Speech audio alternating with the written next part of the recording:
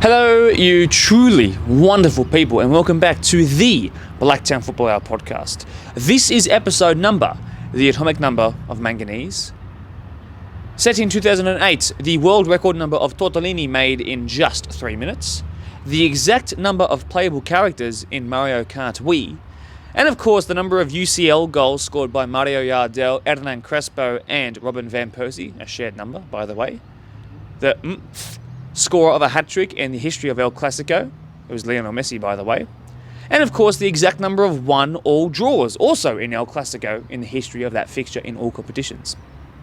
Episode number 25, a quarter of a century of the Blacktown Football Hour podcast. My name is Mark DePoli. Thank you so much for joining us. Leave a like if you do enjoy eating peanuts. And don't forget as well that Messi also scored the 24th hat-trick in the history of El Clasico. Let's cue the intro music.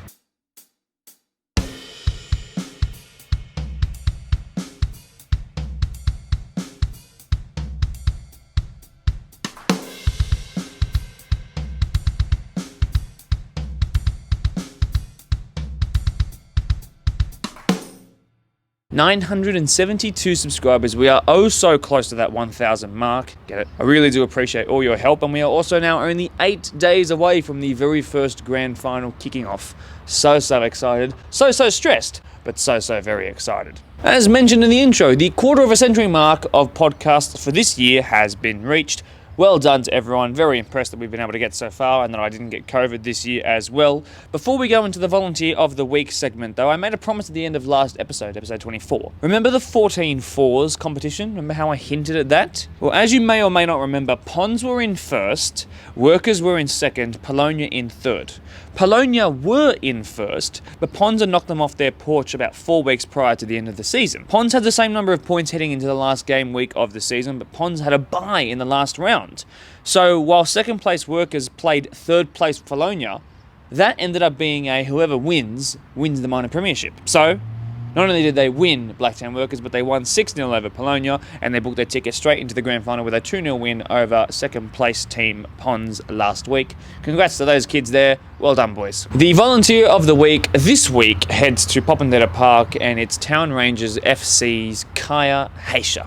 I now speak on behalf of the club. 𝐁𝐢𝐭𝐞 has been volunteering with Town Rangers FC for the last 8 years as a coach. She is highly passionate, ambitious, and motivating, which receives high regard from our players, families, and staff members. Her attitude and loyalty is commendable. 𝐁𝐢𝐭𝐞's hard work and knowledge has inspired many of the other volunteers and families to continue their commitment to get the most out of playing soccer, as well as bringing the best out of our players. Having actually chatted to 𝐁𝐢𝐭𝐞 prior to going live on this podcast, she also mentioned how deeply rooted the club Town Rangers FC is within her family and the very being of herself. So she really embodies what it means to be a Town Rangers representative, which is fantastic. 𝐁𝐢𝐭𝐞 from the BDSFA to you, thank you. What can you expect from this week's episode, Marco? That's what you're asking yourselves right now. Well, first and foremost, I want to actually have a look at what's happening next week. Bit strange, I know. Next week is in fact the big one. Do you remember what that means? The big one? Let me explain. Remember last year when Creek, Dooney, Pons and Prospect all came on the podcast ahead of the men's Deploy Premier League 1 and 2 grand finals? We're doing that again. But hold your horses. You're not just getting 1 podcast episode next week, you're getting 2. Because guess what? The inaugural season of the WPL deserves its own podcast, and its own podcast it's going to get. The big one covering the men's 2 divisions will be released on Thursday as per normal, and that will be a full-length podcast episode. But on Wednesday, the day prior, the 2 women's Premier League teams, no matter which association they are from, will be here joining us from Blacktown Football Park. Double Trouble podcast fun next week. Yes, I know, leave a like if you're excited for something as ambitious as that, but we're going to do it, and we're not going to sleep because there's so much editing to do. Now, let's look at this episode specifically. You know it's that time of year. It is the point of sink or swim. You either make the grand final or your season is done. No more second chances, no more safety net. Both games across Saturday and Sunday are likely to be very high scoring. In fact, you know what? If either team if any of the teams keep a clean sheet, I'll do the intro hanging upside down from the fence there, okay? Starting with Ponds, they're certainly going to be a little bit disappointed that they aren't automatically in a grand final as of this week. It's in their DNA to do so, but they know what it takes to make it to the grand final by hook or by crook. So don't be surprised if they bark quite a lot in this episode. Let's see if the bite can match it up on Saturday. Creek, they are not just here to take part, they are showing that they are very much here to take over, whether that's this season or the next, led by a coach who I would not be surprised is very high up in the All-Star coach rankings this year. They can achieve anything, and I wouldn't be surprised if they cause an upset this weekend. Of course, the only team to beat Marion this year. For the WPL, we got both Holroyd and Norwest on the podcast via Zoom at the same time, which was fantastic. Thank you to Holroyd for holding off their training session a little bit as well to make sure that they could feature on. After losing their only game of 2023 in the grand final automatic qualifier, it's now a question of will Holroyd, as mentioned before, sink or swim now that their ever-brilliant Park Lee have knocked them off their winning or unbeaten streak. For Norwest, a team that scores a lots of goals when they have their full-strength side, it's never easy to keep them quiet. Always banter us on the microphone as well, which makes, as an interviewer, it's a lot of fun. And it was a pleasure to chat to both sets of players and, of course, the two coaches as well. Tune in for both the men's and women's pre-match of the round chats.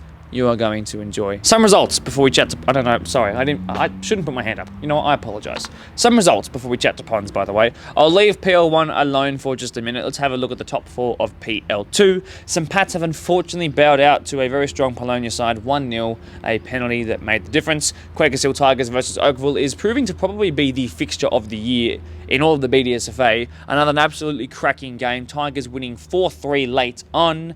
Oakville versus Polonia this weekend to see who faces Tigers in the grand final here next Friday in 8 days' time. Oh my word, it is catching up to us.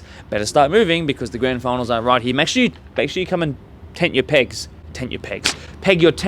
and your gazebos before everybody else. Right, it's too much dilly-dallying even for my low standards. Let's go and chat to some new faces and some familiar ones from Ponds. Ponds, I'm sure you certainly didn't want to be back on the podcast so soon, but unfortunately, like many teams this year, you got a little bit Marionged on the weekend, but you didn't go down without a fight, so we're here to talk about this tonight. It had everything from massive tackles, decisions that some will feel went their way, some will feel that it didn't go their way. Either way, from a commentator's perspective, from a neutral perspective, a dream of a game to watch. The first goal came from Aiden's save that unfortunately went up in the air rather than away from danger. The second goal was something similar as well. The third was a bit of brilliance, I have to say. Nothing you could do. Ellie, I'll always start with you, but also to Mr. Ponds, Taylor Hunter, to Ibi Sweetan for the first time, and Josh Ross, I'm not sure if you're going to talk, but good to have you there anyway.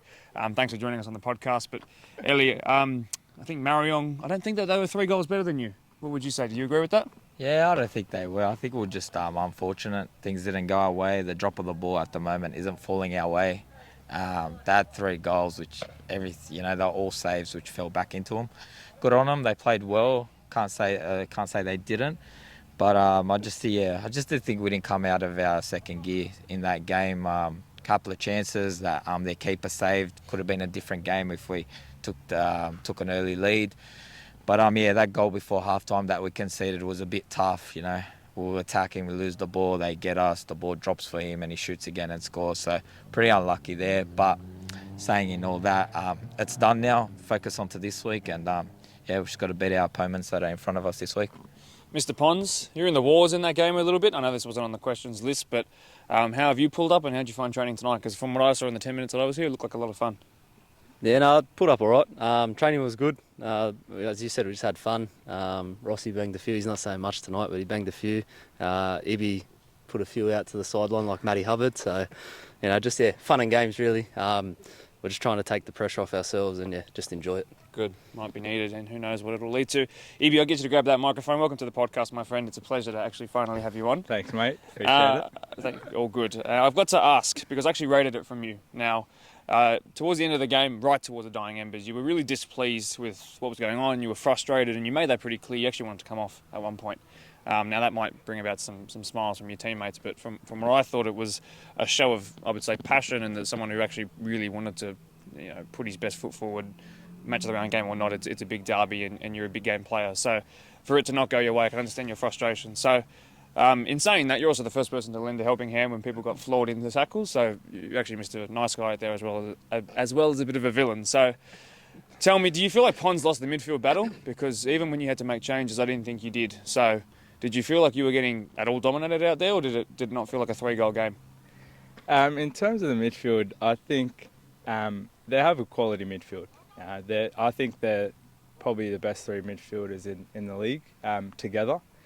I don't think we were necessarily dominated in the midfield. I think just generally it's a game of moments at the end of the day. I thought it was quite an even game, and it came down to who took their moments and who took their chances. And unfortunately for us, it was Marion that took their chances, and they're through the grand final. But we have obviously a second opportunity, and the boys are really G'd up for that game on the weekend, and we want to obviously be there again in 2 weeks' time. For sure.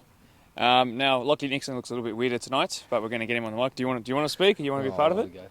Okay, Josh Ross, welcome to the podcast as well. Now that you've got the mic, let's ask you a question. So, originally I would have said something towards Lockie that was more around, sort of Pons' ability to always make a grand final. But you joined at the deadline day of last year. But you're a guy who's played at the highest level, so there's no better person to ask when it comes to this sort of thing.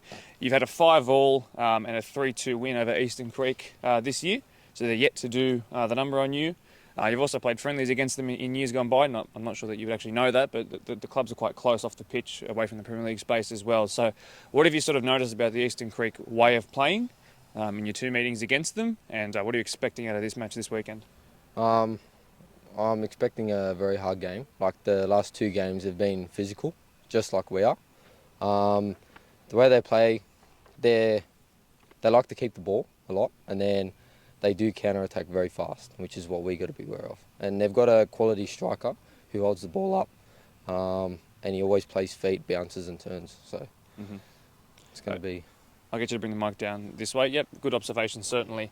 Ellie, I'll get you to extend on that. So I know that you've been around long enough to be part of those friendlies as well. So you've really seen how Eastern Creek have progressed as a footballing entity, and their new coach has got them playing, I would say, more stylistically pleasing football to watch. So in terms of your observations, and I'll also reveal to you've already filmed with Eastern Creek and they didn't give much away either, but what have you sort of noticed about their style of play, and how are you looking to nullify their attacking outlets? I'm not going to say too much about how we've got our own plan of how we're going to deal with them, but over here we've played them a couple of times. It's a completely different team that we've played from the previous years in trial matches and friendlies with them. Bit of a different team. I think 3/4 of that team is gone from a couple of years ago that they've had, so they recruited a lot of players this year. They're playing a different type of football, and they're a team that can adapt on the go, so they can change their formation if things aren't going right, and we're wary of that. But like I said, I think if we play our football, they haven't beaten us yet, and I don't expect that to happen this weekend. Don't want to sound cocky, but if we play to our ability and the boys rock up on the weekend and they're ready to go and hungry as a get, hopefully we'll be going into our 4th straight grand final. That's just our goal for the weekend. Doesn't matter who's in front of us. We're ready to go through who we've got to go through to make it. I'll keep the microphone with you. So I just want to talk about the subs and sort of who started where and positionally last Saturday. So Tom Guthrie came in as a centre-back. Now he's just returned from international duty, if you'd like to say. So he's not quite fit. But into centre-back, that was new for me, for example. Blake Curry had some injury concerns, so he had to come off. 𝐁𝐢𝐭𝐞 came on and was thrown into the deep end for a young lad. And up against Marion, that's a tough midfield to walk in against, but he did a decent job. But as well, probably the most important omission from the squad was a forced one in the shape of Matty Hubbard. Now, I'm sure you're not going to tell me anything, and that is absolutely your rights, but I would say, considering that Marion had to play 2 more games in 21s and reserve grade before the first grade semi-final, I think their squad depth was actually better than yours, which is sort of a strange thing to say because you've only had the 1 game to play. So that just shows how ravaged you guys have been in recent weeks from injury. So what can you reveal about sort of the decisions behind, I don't know, Tom as a centre-back, for example, has that been used before, and how are you looking personnel-wise, fitness-wise ahead of Saturday again? Yeah, that was just unlucky, man. Just a lot of players out. It's been like that the whole year. But like I said, we don't use excuses because we've got 20 players that can play first grade, if not a bit more than that. So whoever comes in, I've just backed every player that up in. You're talking about Oz putting in. You just back everyone that, comes in, trains hard, give them the opportunity when it is needed. I thought, that game was at 2 or 3-0 already done. I thought, why not bring someone in, rest a couple of the boys that were already feeling a bit sore. I didn't think the game was done because the boys didn't drop their heads. They were going to the last minute. But like I said, we've just been depleted.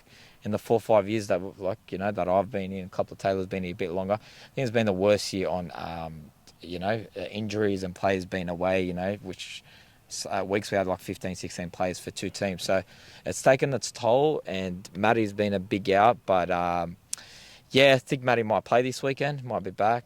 We should be, maybe 1 or 2 are still out. But like I said, no excuses. The team that we've got out there can beat anyone on the day. We just got to back our ability, like I said, and just be on a day. We've just got to focus on ourselves, not worry who's in, who's out. And I'm pretty sure if we do that after the session that we just had today, the boys feel a bit relaxed. Nothing to lose for us on the weekend. Go out there and hopefully we'll be in our 4th straight grand final. Taylor, you know best, and speaking off that phrase that was just used at the end there, nothing to lose. You're coming up against a team that have already exceeded their expectations for the year. They're also coming into this game off of 2 sudden death, nail-biting wins where they had the lead and had to defend for their lives, which I'm sure if you guys can relate, it's a great feeling when you take the lead and then defend for all that's worth.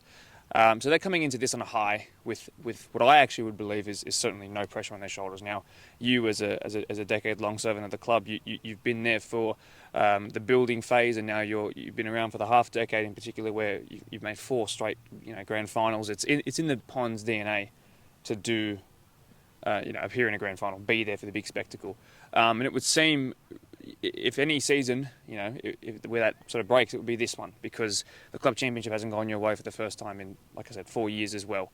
You've had those injuries, and that's why you haven't been able to field great squads outside of first grade, and you've obviously had to prioritise first grade over reserves or 21s as well. So it seems that everything is against you in this game in a lot of ways. And as the most experienced player out there, you'll need to do a lot of the talking and a lot of the motivating and a lot of the keeping heads cool collectively. So that's not an easy task. And I'm sure you'd like to keep up your really good record and grab another championship. So how are you going to go about calming nerves come Saturday, knowing that it's do or die or into the grand final? And are you feeling nervous about that at all? To be honest, no. I know the boys, we've still been laughing, just having fun. I think Scotty Jackson early in the season, when we got pumped against Ropes Crossing here, it was actually pretty funny, obviously not getting pumped, but to go down 1-0 at half time, and it's we spoke at training that week and said, look, if we do go down, just keep your heads, have a laugh about it. Ellie was getting a bit mad at times, the couple of games before that. And we had a laugh about it, and then 5 minutes into the second half, we conceded our second goal against Ropes. So that, I don't know, you gotta laugh though. You gotta have fun. Obviously losing's not fun, but that's the way to take pressure off, is just go out, have fun, relax, have a laugh with the boys. I know Ibby won't be laughing if we're losing, which is what I like though. You need someone to fire up. But it's honestly about having fun. The pressure's not on them, but at the same time, we're out there, we're just going to do our job. I actually credit to Eastern Creek, the boys won't like this, but I actually like how they play. They're actually a technical team. They more technical than, no offence, but the likes of Doonside. They actually play football, and if they beat us doing that, then fair play to them, you know what I mean? We're just going to be out there doing the same thing, trying to play footy, just having fun, having a laugh with the boys. Very honest indeed. Josh, I'll get you to grab that mic. We've talked about just having fun in training, for example. Now, if my memory serves me correctly, because I didn't prepare to have you on the podcast today, but when you signed off of the back of deadline day last year, I'm fairly certain you were coming off the back of some pretty hefty spells on the sideline, correct? Yep. So you'd had some knee-related issues, if I'm remembering right. Yep. So in terms of coming back into an environment where you can start enjoying football again, what's Ponds been like in the 12 to 18 months that you've been here for? Oh, the boys are always welcoming, and it's just, excuse my French, but it's just they take the piss at training, which is good. We're always having a laugh, but yeah, they've just been welcoming. Everyone's always chirpy, and just training's fun. We just come here, train, and then get ready for the weekend, really. Very good. If you grab that mic for me, penultimate question of the evening, I should say. You're a grand final goal scorer. You're a grand final winner. Stop laughing. You're going to make me laugh. Stop laughing. It was a good goal. You can go watch it back too. He shouldn't have been there. That's the last goal I've scored. It was really? Yeah, it is. Oh, wow. Okay, so Marion really likes you. That's what I'm hearing. You're a grand final winner as well, grand final goal scorer. You've been in the 4 grand finals consecutive now. And that sort of winning mentality, I can imagine, has spread across the squad with the new players that have come in, and it's really been cemented in by those more experienced players like yourselves, but even those who are more sort of stone age, like Scotty Jackson, for example. So, talk to me about. Do you have like sort of an automatic belief that you guys will make a grand final because that's what history indicates, or are you looking at this Eastern Creek shaped hurdle and you're thinking this is a bit more difficult and we're just going to look at this as a one-off? Of course, our goal is to be in the grand final, and that's our goal every single season. But in terms of, whether we're definitely going to be there, that's not our mindset, right? Our mindset is one game at a time. We have obviously do or die game on the weekend against Eastern Creek, and that's our focus. We love obviously versing Mariong. We love playing in grand finals. We're all very competitive. We love to win, and that's our goal. That's our ambition. But like I said, and like the boys have said, our focus is this week. We've prepared really well. We had a good session tonight. We're really focused, and if we play to our strengths, if we play the way we have been the last few seasons, then I'm confident that we can be in that grand final versing Mariong again. Mm-hmm. And there's nothing better than to beat Mariong. It's been a while, but I have a lot of respect for those boys. I love River, I love Mamush. So to verse them is always going to be a challenge. But it's a challenge, I think, that with our squad, we're up for it. Absolutely. Ellie, I'll get you to grab the microphone. Very last question. I'll wrap it up with the coach's opinion. As I mentioned to Taylor a couple of minutes ago, a lot of expectations on your shoulders collectively, not very much on them, because everything they do right now is another step past the expectation for them. So really, as Ibi mentioned there, the expectation for you guys, for Ponds, every year is to be in a grand final. So, like I said, you're coming up against a team who are exceeding, whereas you haven't actually met yours yet, which is a hard target to achieve, but it's one that you put yourselves through. So I do have to ask, and it is a question I've put more towards, as you will see as the episode goes on, towards the WPL teams ahead of this year, because it was the inaugural year, but for you guys it's a bit different. But I will ask you anyway. So if the season does come to an end this Saturday night, 1 in 2 shots, how do you sort of review this season as a whole, considering the injury issues which have been at an all-time high, considering some of the issues with sort of squad depth? How would you sort of review if it does come to an end on Saturday? It won't come to an end on Saturday. I'm pretty confident with that, so I'll answer that the following week. But for me right now, in saying that, Eastern Creek can say they exceeded their expectation, but as a coach, I know that their coach's expectation, if once you go into a season, you want to win the comp, and that's your expectation. That's what we have here.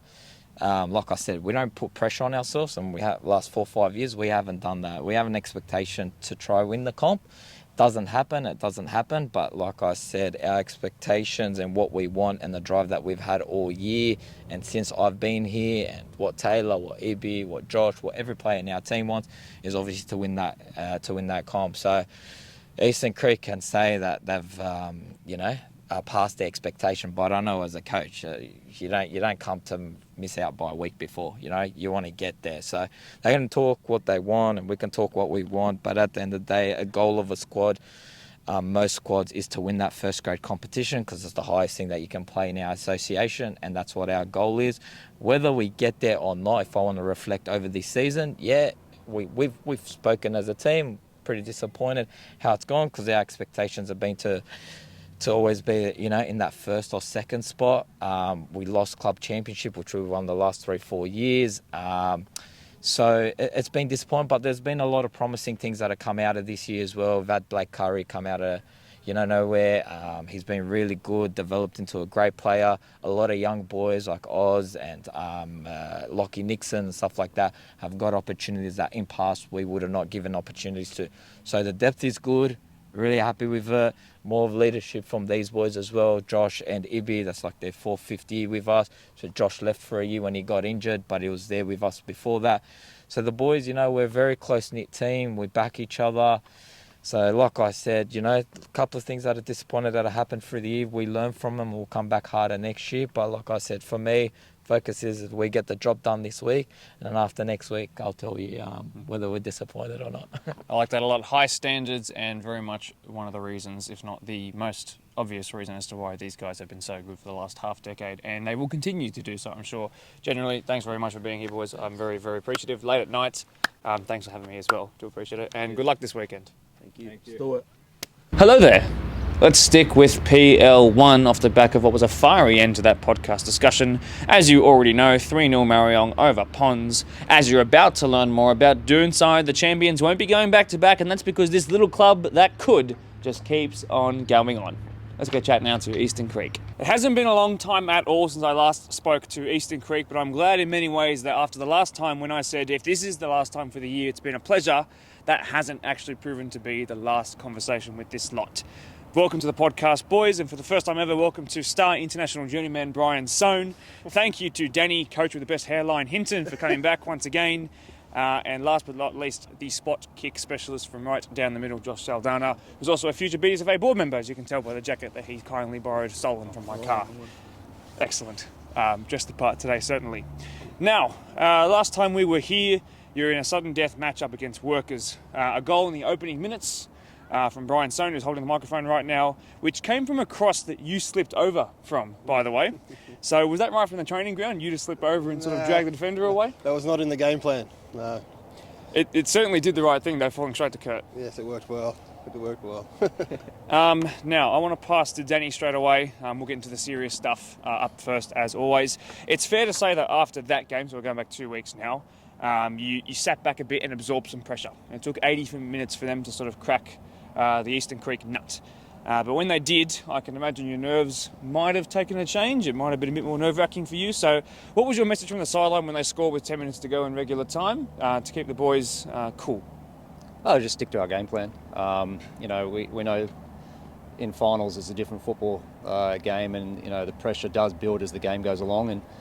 And we're confident in our game. So, and to be honest, we do have a tough game always against Workers. They've got speed across the park, so dealing with that, it was probably more of the issue we had to deal with in that game, and they're a good side. So, but I like to say that I think I'm pretty calm on the sideline, so I wasn't too rattled. I was confident. What was probably the most nerving part of the game? Was it going into extra time? Was it when the equaliser went in? Was it when you scored, or was it the final penalty? What do you reckon had you the most sort of on edge, could I say? It was probably when we had I think there was a spell where they seemed to get back-to-back corners, and when you deal with spells like that, that's when you get a bit nervous, because lots of bodies in the box, anything can happen. So, and it's probably spells like that you're on a bit of edge. For sure. I'll get you to pass to Josh. Welcome to the podcast, my friend. You are registered as a 21s player, which is fantastic. You can basically register unlimited 21s, and for him to be of that age and playing such a strong role in first grade is very impressive. You've been an immovable presence from about the first couple of rounds into the season, up and down that right flank, and to think that you're only just turning 21, you've got a lot of improving to do, which is a frightening thing to say. Before that penalty shootout, I have to ask, were you a designated penalty taker, or were you just feeling confident in the moment? Nah, mate, not at all. I just think it's no one else stood up, so I had to do what I got to do. Even our other mate, Hayden, he stepped up and he's a reserve grade player, so that shows some real qualities. I don't want to give too much away if we happen to go to Pens again this weekend, or perhaps even in a fortnight's time, but are you usually someone who's brave enough to go down the middle? Oh yeah, Pinnacle every time. Yeah, 100%. Now, I'll get your pass back to Danny. So we get to last week, so we'll talk about the most recent game. Now, I didn't get to watch your game, which was at this venue, of course. My intention was on another. You go 2 goals up. Before half-time, if my memory serves me correctly, or just around sort of that 60-minute mark, perhaps? 2.5 time. Half-time, yeah. Okay. So Dooney do find one back, which I think actually came from a flurry of corners, like you might have mentioned. And that's also how the game ended as well, which actually came from it came off the keeper's chest, and then the final whistle was blown a couple of seconds later. So up in the wrong 18-yard box he was with that final minute corner. But you knock out the reigning champions. How'd you mastermind that? Again, we stick to our game plan, and we've played them 4 times. That was our 4th time against them, so we were very familiar with each other, and I come up with a game plan. In the last game we played them in the comp, and it worked then, and we sort of stuck to that same game plan, and it was very similar. They did come at us at the end of that game as well, so it was it's deja vu, I suppose. But it was good to, good to hold out because it's the opposite of what we've been doing through the season. I've changed a bit for the semis, and so it's working. It's working. Brian, I get you to grab that microphone. It was a day when a centre-back and a right-back scored the goals, but you've been right amongst it this year. You're right up there, particularly with the Golden Boot contention for a long time. But then, as we all know from a previous podcast, the goals sort of dried up on one end, but you stopped leaking them at the other. So, but it's been an unbelievable season for you personally, and we're going to touch on that a little bit later in the podcast as well. But just being out there in that game, having sort of the home fans sitting here, which was one of the perks of bringing the game to this venue, which I'm sure some people weren't 100% happy about, but the game's the game. How much did having a sort of home presence and a familiar feel that you guys train on help you guys out? I think it definitely helped out. It was definitely to our advantage. I thought that first half of football we played against Doonside was one of our best halves of football for the year. If we can string a full 90-minute performance together playing like that, we could beat anyone. And it was kind of similar to the first half against Marion when we beat them this year. We held the ball well. When we went for sort of patches without possession, I thought we were quite compact and hard to break down.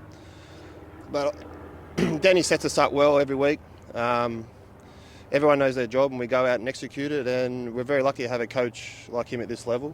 The man management, everyone wants to get up and play for him, and he runs a great session, and yeah, we're very fortunate.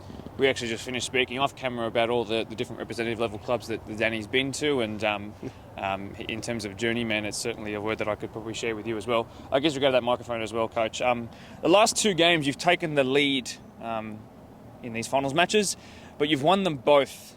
But as time has gone on in those games, I wouldn't say you've taken your foot off the gas, but you've let teams back in, absorbed that pressure, like I said a couple of minutes ago. So this isn't a criticism, it's just an observation of how the games are panning out across 90 minutes, and we know that momentum shifts so very easily.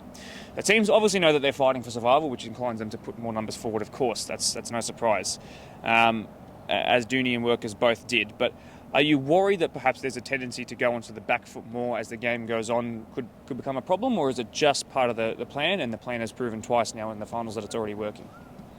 It is a change in the way I've set the teams up. Don't get me wrong, it's not ideal that we conceded those goals. It's definitely not part of the plan, but it built a bit more pressure on. I've tried to get the squad to be a lot compact and tighter in the semis, because it's a lot more difficult to come from behind in semi-final football. In regular comp football, as you already know, we're happy to go for it, and we still go for it at a point in the semis. But we need to stay compact, because momentum swings in semis is huge. So we'd like to try, instead of coming from behind, which we've done a lot through the season, we'd like to take the lead and hold it. And we think that's the better position to be in the semis. Absolutely. If you think of the regular season and the finals as two different competitions, the first two games of finals, you can see 2 goals across 180 minutes. In the first 2 games of the regular season, you considered 9. So a bit different in that way, but also scored 9 to be fair to you guys. I get you to pass to Josh. So just give me a sort of general sort of stone in the water. When did you sort of come into the first grade space? Around what round? Can't even remember. I think maybe around week 6. Week 6. First round Park League. Yeah, Park League. Okay. It was like I came in after 5 minutes. So. Okay. So did you? So you wouldn't have played both of the. No, I still played 21s then. So played 21s and backed up for first grade. Okay. So I'm just trying to go back to the 2 games against Ponds now. So we've had a 5-5 and we've had a 3-2 loss. So haven't quite beat them yet. You guys are actually pretty good friends off of the pitch. The 2 Ponds sort of committees have got along for a long, long time. But as far as my memory takes me back, you guys have played friendlies against them in the past. Is that true? Just a yes or no? Not this year, but previously the club has. Yes. Okay, so generally experienced against sort of what their style of play is, and you know how successful they've been, as we've talked about just off camera as well. So I'll ask you, just because you featured the most recent game, which was that 3-2 loss, but what have you sort of noticed about the Ponds style of play?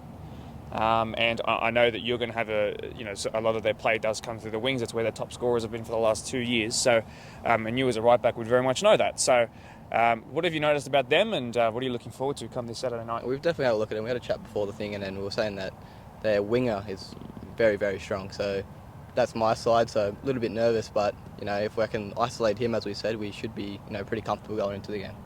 How much, this is no sort of disrespect to the 21s competition, but how much of the step have you noticed from the step up from 21s to first grade? Has it been a monumental one? Oh, it's been huge, 100%. It's just the quality of players as well as the, don't even know, just the speed, yeah, 100% the speed of the game. Yeah. Danny, I'd just get you to grab that as well, just because I want to sort of extend on that. Not too many 21s players have come into the frame this year, particularly held their spot. So what can you sort of talk about when it comes to Josh and his performances from week 6 onwards sort of thing? Oh, huge difference to the squad. To be fair to Josh, he was in the 21s because we were short players. So if I was going to be upfront and greedy, he wouldn't have been there, but we needed him. So, but when the opportunity came to bring him into the squad, he definitely took it with both hands. And First game we got to Marion, so that was a bit rough. yeah, that's exactly. I think it was actually you come in against Marion when we got done. So, but since then he definitely. I tell you what, for me, a player Josh has done for us, it makes the players around you feel confident because he's there, he's going to do the job. So, and in the defensive structure, if you've got confidence with players next to you, it goes a long way, and I think that's what Josh is bringing to us right now. Again, he's got the ability to recover even if he's beat for the first couple of yards. We know he's going to get back, and he's got that attacking prowess, which is another big plus for us. Yeah, he gets forward very well, and he's scored some very nice goals this year as well. So yeah, I mean, he's kept a couple of players on the bench. Seasoned player, so it's his spot to lose, really. You're a match of the round goal scorer on your match of the round debut. You're a penalty converter as well in your most recent and second ever match of the round game. I think it's been I think it's going to be a really good battle this weekend as well, and depending on which winger you end up getting paired against. Now, I just want to sort of extend on the Ponds, how you might approach the game. I know I'm going to get 10% of the actual answer, but you've now seen them across a couple of years, as we mentioned, friendlies in an official game. So what can you sort of talk about when it comes to the Pond style of play and how you're looking to counteract that? I think obviously they've got their key guys that they look for in their play, and I think if any team isolates those key players, in any team who has those type of players, it does nullify them a little bit, and I suppose that's something we're going to have to look at. Again, it's probably a cliche, but we're going to stick to our game. It's what we build on, it's what we work on, and we talk about it here. We'll talk about it tonight, and we'll talk about it before the game. And I think that's what it is. We do the job, but we do the job with one eye on what the opposition are doing. But we look at what we need to do. So, I don't want to talk too much about it, as you can imagine, but I'm sure Ponds will be doing the same to us. So. Now, I want to pass and finish up with Baz. I want to get you on the mic, certainly. You've been here since the PL2 days. You scored a brace in a grand final. You've been a big part of what, has been a seamless transition into the first division this year. You're a guy who I've wanted to have on the podcast for a long, long time because I think you're a veteran, but still the way you look at the game is so modern and brilliant, and I'm just such a fan. And I'd love to. I've just given all the players good praise. Yeah, sorry. No, but I think you're one of the first players I ever saw score a goal in match of the rounds as well. So, and I think Eastern Creek, in terms of their story in the last 2 years, it's been amazing, and you've been at the focal point, quite literally, of that. So, over the top of the striking line. So, talk to me about the last 2 years, particularly 3 if you want to include the first year that was cancelled as a whole, and what it's been like to be there throughout. Because I don't want to get to the end of the year and if you guys don't happen to make it, I don't want to have to leave these questions, not answered. So I just want to know from someone who's been there for a long time, and what's it been like, and how proud are you of this group? Oh, it's been fantastic. It's been good for the club too, and we sort of had a core of players that come down from Blue Mountains because we got fed up with the PN comp. We come down here and we're in the Prems 2 comp, and we made a good account of ourselves. Matt Hedrick was the coach at the time. Guys like him and Scotty Young sort of laid the foundations, and then Danny took over halfway through the year, and then he took it to a whole nother level. And I think we really have built like a good winning culture down here. A great bunch of lads. Everyone gets on off the field in a big way, and everyone has fun turning up to the games and to training, and we want to play for each other and win. And this year, some of the players that have come in have really bolstered the ranks. Like we've got obviously Josh, Connor, young Cameron. Cameron used to play college football over in America. He's down here. He's been great. Spud at the back. He's a character. He's been good for us. We've really bolstered the ranks, and we've got a good, strong spine in comparison to last year. And it's exciting. It's good fun too. And obviously having Danny as a coach is great. It's been great. So. Most likely everybody's second favourite team, if that's what you want to call it. Eastern Creek's rise to almost the top, I would suggest, has been unprecedented yet so welcomed. Certainly if you're a neutral supporter, and for the BDSFA comp, the way you guys sort of come on this podcast and speak, providing a mix of humour and the tactical advice that you do and don't give away at times, I've been a massive fan of it. You have a big test this weekend. I'm sure there's going to be plenty of handshakes before and after, but I think it's going to be a riveting game of football. There are reasons and sort of why one team should win. There is history and other reasons why another team should win. Motivations are different, and coming into the game in form is certainly different, and I think it's going to be a cracking game. Guys, just generally, thanks very much for coming on the podcast. Great jacket, by the way. Thank you. Great to have you on, and always brilliant. Good luck this weekend. Cheers, mate. Cheers. Hello again. I have no idea how that game is going to go, but boy am I keen to call it. Spartans and AYL results to break up the episode. You know what, who am I kidding? No one from Spartans even watches this podcast, but the AYL boys do, so let's focus in on them for a bit. They faced up against Western New South Wales away from home as well, which is always a tough task. They don't have a 13s team, so straight into the 14s. They drew 1-1. The 15s annoyingly went down 6-2. Our 16s also went down, which was a margin of 2-0, but our 18s did end the day positively on the road, a long away trip to be fair. 4-2. Good win. Love it. Now, you're about to learn more about this in depth in our next podcast interview, but the WPL played out two incredible games in what's been a blockbuster, ram-raiding first season of the WPL competition. Tying 1-1 after extra time, Parklea beat Holroyd to knock them off their undefeated perch. 7-6 on penalties. It went all the way through to the goalkeepers, and it was Shannon Williams from Parklea who made the save and also converted her penalty to win. Wow. Unreal, that is. But to make it even better, the match of the round that was on the television, of course, was a 9-goal game, which obviously went the way of Norwest. That's why we're chatting to them up next. Geez, that rhymes well. Pretty swell. 5-4 over Kellyville, that final full-time score was. We're going to unpack both of those encounters, look at the previous two matches between Holroyd and Norwest throughout the season. I'll give you a hint, no surprises, it's gone the way of the Premiers so far, and predict what we might just see. Another game I simply cannot wait, and I'm so delighted that I have the privilege of commentating it this Sunday 3 p.m. Let's go chat to both of them via Zoom right now. The most interesting WPL match of the round in its short history is on the cards this weekend. Coming off of a 5-4 win over Hills rivals Kellyville Colts, the never-boring, free-scoring Norwest are through to the semi-final.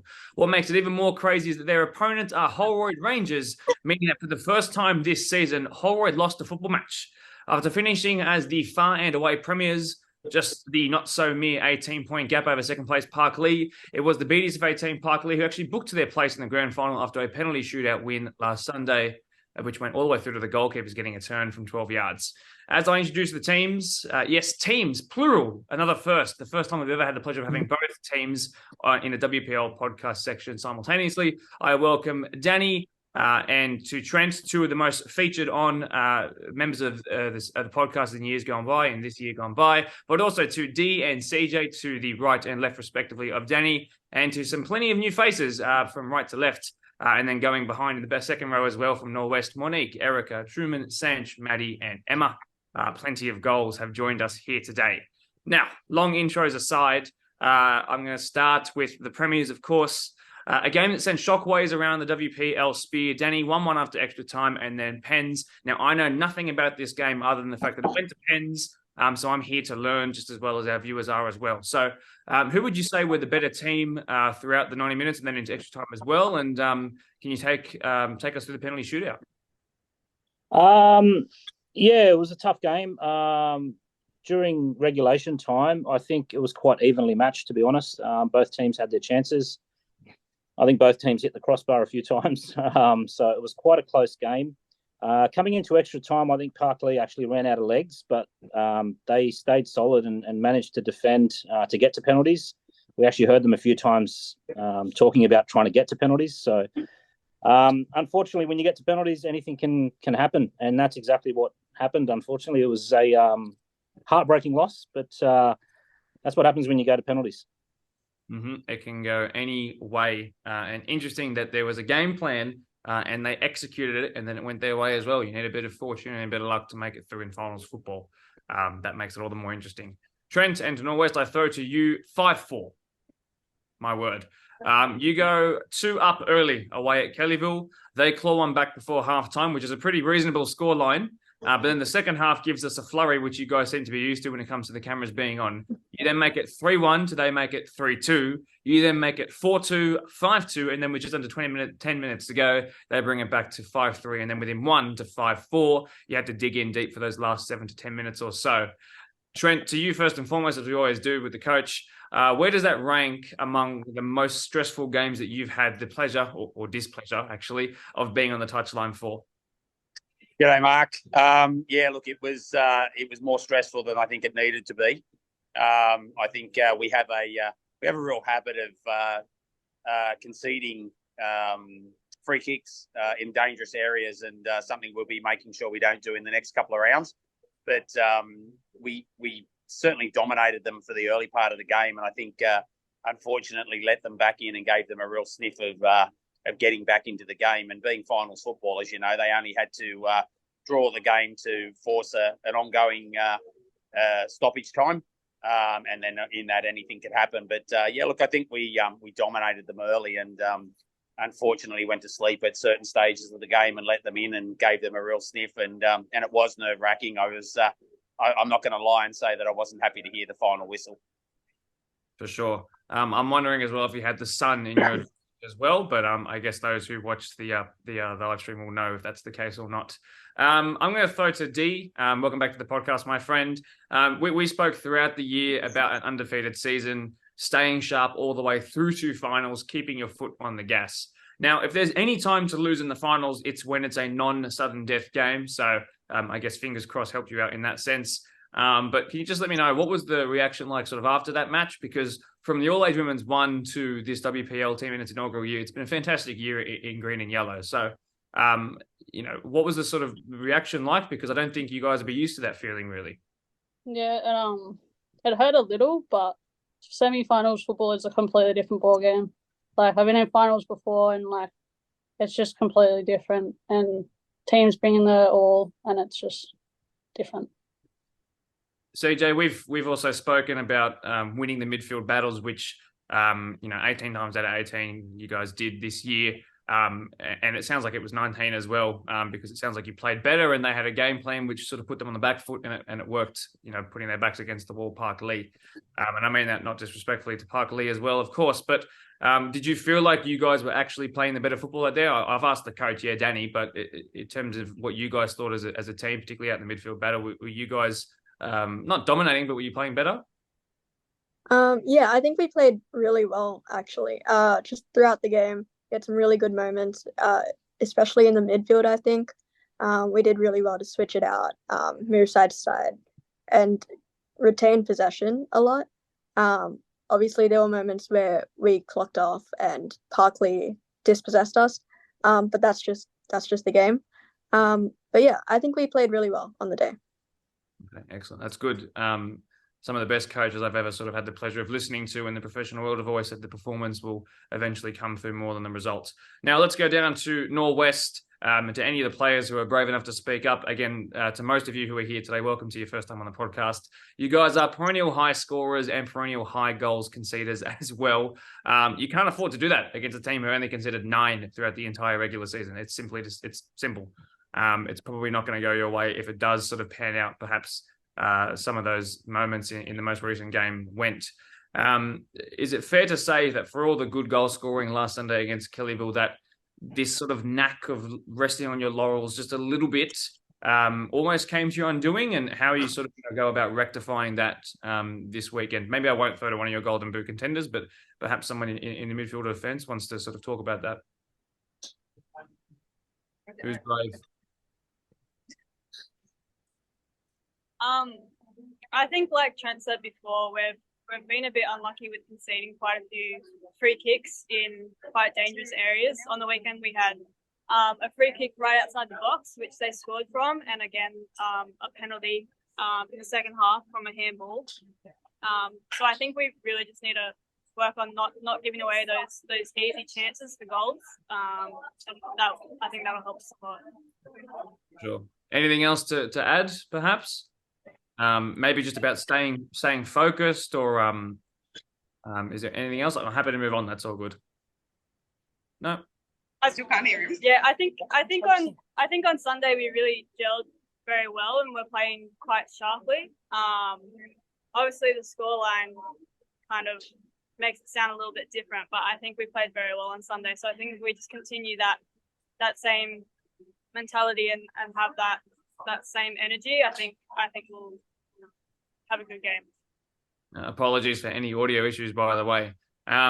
Giving away free kicks on the edge of the box won't be good when D is playing for Holroyd, so just be wary of that, certainly. Now, Danny, knowing you would have watched, or you will certainly have watched their match eventually twice, and probably once in reverse and upside down as well. This year, you've beaten them 4-0 and 3-1. It's a pretty good aggregate score to go off of, considering that they scored one less goal than you in the league this year across all 18 games. So they haven't really tested you in that sort of, or at least the scoreline would suggest, this season. So talk to me about what you've picked up about the Norwest style of play and how you've managed to keep two of the best sort of goal scorers in the competition to just, one goal across the 180 minutes that you played against them so far. Look, it's no secret. From our perspective, we're quite a defensive team. We pride ourselves on our defence. It's a very strong back line that we possess, and even our midfielders often drop back to assist in defence. So we back ourselves, and we generally can attack with our defence. So that won't change. That'll be the same. They obviously play with two strikers, and both can score goals. That can be obviously a positive, but also, from our perspective, we also look at it as something that potentially we can focus on shutting down. So just knowing who their attacking weapons are quite clearly, we can focus on that a little bit and ensure that we cover it. Mm-hmm. Mm-hmm. And maybe it'll come to your advantage, perhaps the fact that they've actually just played the most recent match and their only match of finals on the live stream on the camera as well. So, the Premiers probably had that little bit of edge in that sort of sense. Norwest and Trent, I want to go to you specifically off of the back of that, knowing that they've just finally had their unbeaten streak taken away. And after your incredible win in what must have been, yes, a relieving one, but certainly an exhilarating one as well.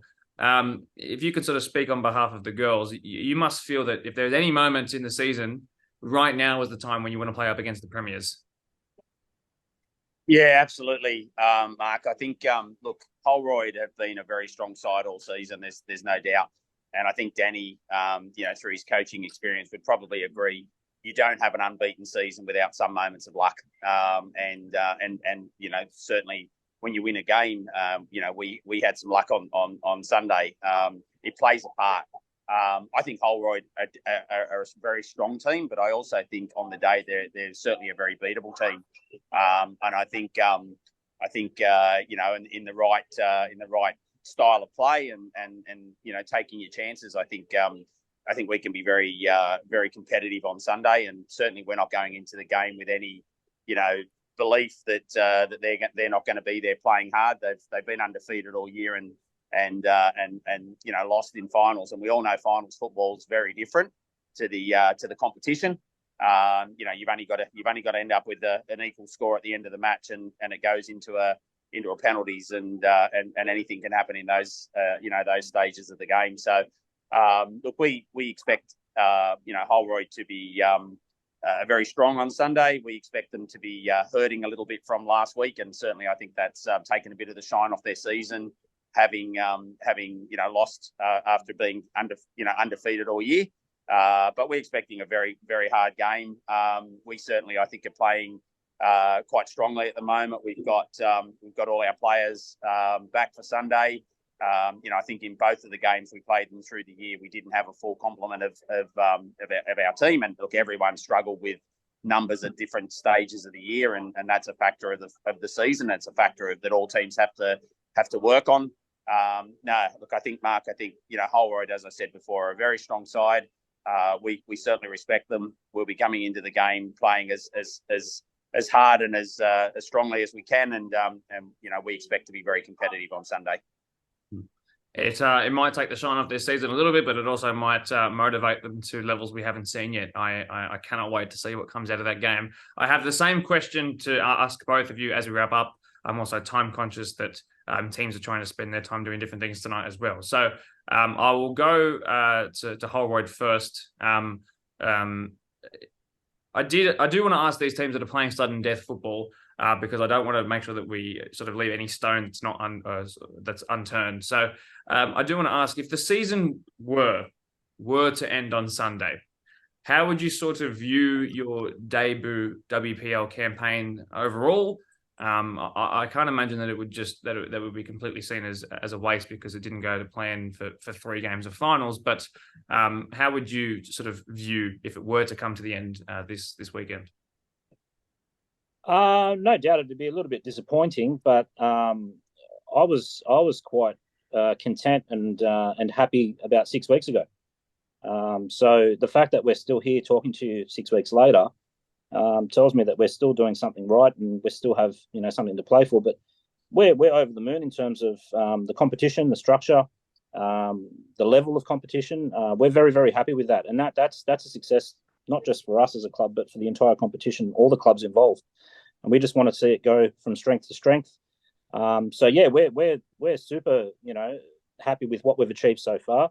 Do I want to keep going all the way? Of course, which team wouldn't? But if you asked me at the start of the year if this would have happened and we would have been out on Sunday or this Sunday, I would have said, yeah, I'll take it. I have no doubts that this has been a season that probably, in terms of the gap between first and second, won't be repeated for a long time, because I only think that the teams will get stronger next year.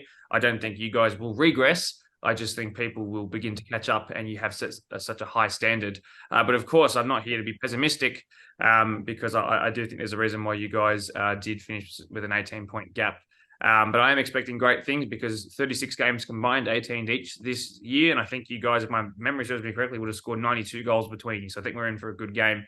Just to quickly throw to either you, D, or CJ, you would have seen, I think you guys have a lot of connection with the all-age ones as well, but just correct me if I'm wrong there. But it's just been an amazing season in terms of the regular season for so many reasons. So debut WPL season for you guys, you must have enjoyed it. What do you sort of rate it out of 10 maybe? I'd probably say a 10 out of 10. Yeah, it's been great. Definitely a 10 out of 10. Fantastic.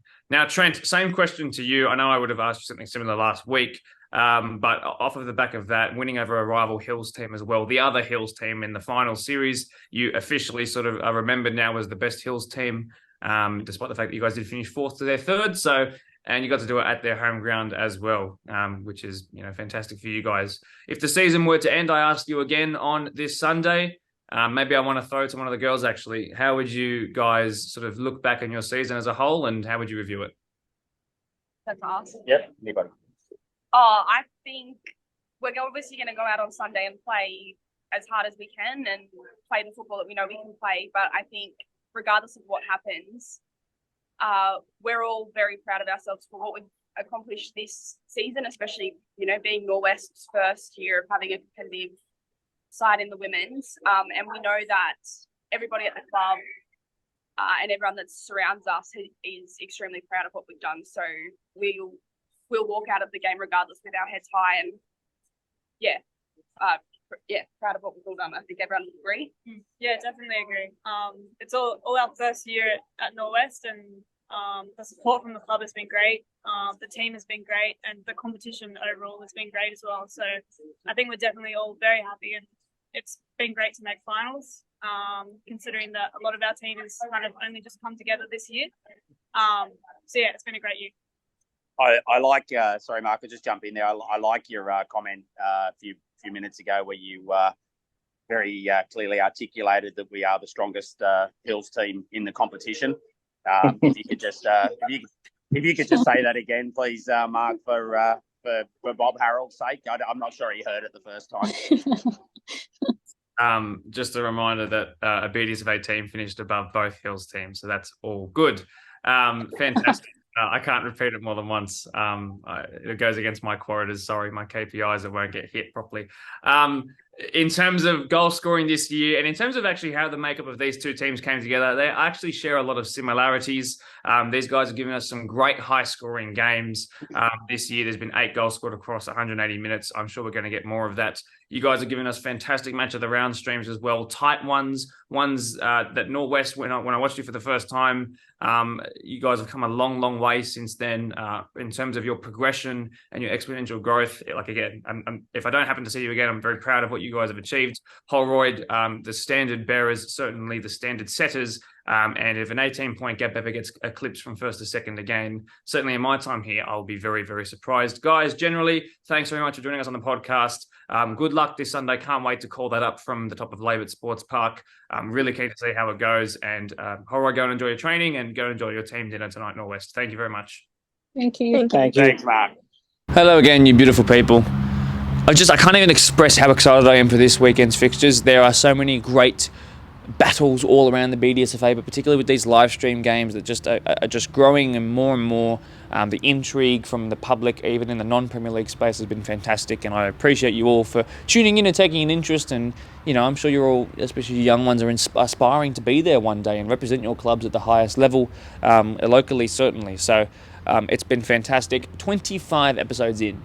That means 25 times you've come on this podcast, you've clicked on an episode and you've gone, wow, that was a terrible intro, but I'm still going to stick it out and watch this episode. And for that, I'm very, very appreciative. This is the venue where you will all be in 8 days' time, should you make the grand finals, of course, and that's just an exhilarating thing to think about. So much hard work has gone in from your club members, so make sure to give them a pat on the back and say thank you as you go up to collect your winners or runners-up medals. But otherwise, for episode 25 of the podcast, it's been and almost pretty much gone. So, 5 p.m. Saturday for your Match of the Round men's live stream, 3 p.m. Sunday for the Women's Premier League. I'll be covering both, so your ears will be blessed by the one and only Australian Ray Warren. And once again, a massive congratulations to Town Rangers FC's 𝐁𝐢𝐭𝐞 for being selected as the Volunteer of the Week. Sounds like she does some really incredible work out there and is really a standout in all the right ways and for all the right reasons. Keep your heads high, by the way, those who have just missed out on grand finals. I know that or particularly it's sort of my job to put a big emphasis on the finals, and if you did miss out, there is always next year, and you can keep going on for as long as you want in the BDSFA competition. We will never shut down, so don't you dare worry. There's always next year. Commiserations to those who missed out. Congratulations to those who made it, and good luck to those who are competing for their final grand final spots this Friday, Saturday, and Sunday. All love, guys, is at the end of my notes. Yes, in the meantime, I must leave you. Leave a like if Messi is the GOAT after his 2 assists today, and I'll see you later. Oh, cue the outro music.